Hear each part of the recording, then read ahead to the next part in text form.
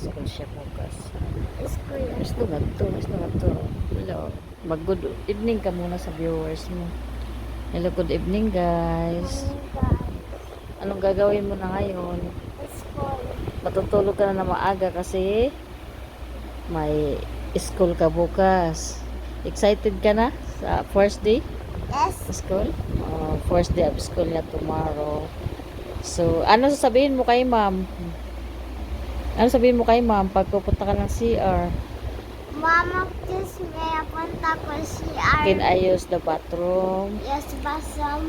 Pag ano sinabi ni ma'am na okay, what will you say? Thank you.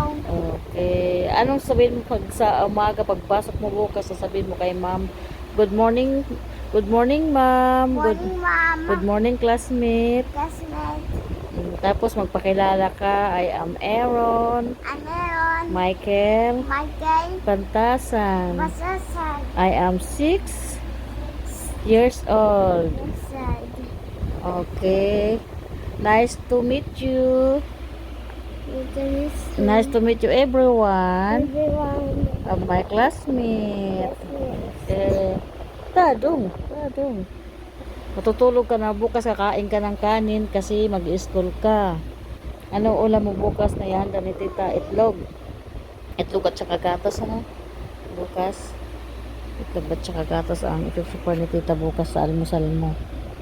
Tadong. Ano ka na sa viewers mo? Mag-good night ka na. Akis. Bakit? Kagat ng ano? Hindi. Yan. Awak ni mo dito. Oh, bawak lang. Masakit.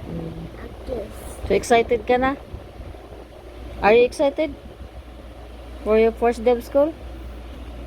Nag-school na po siya bukas kasi first day na sa school bukas.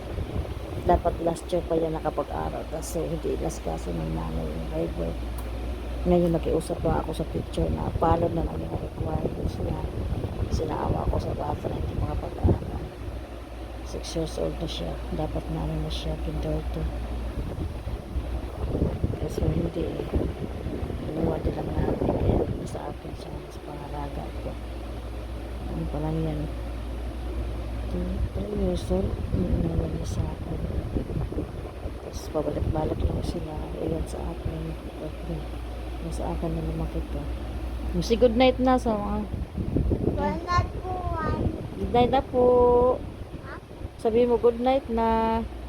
Good night everyone. See you tomorrow. Sleep na.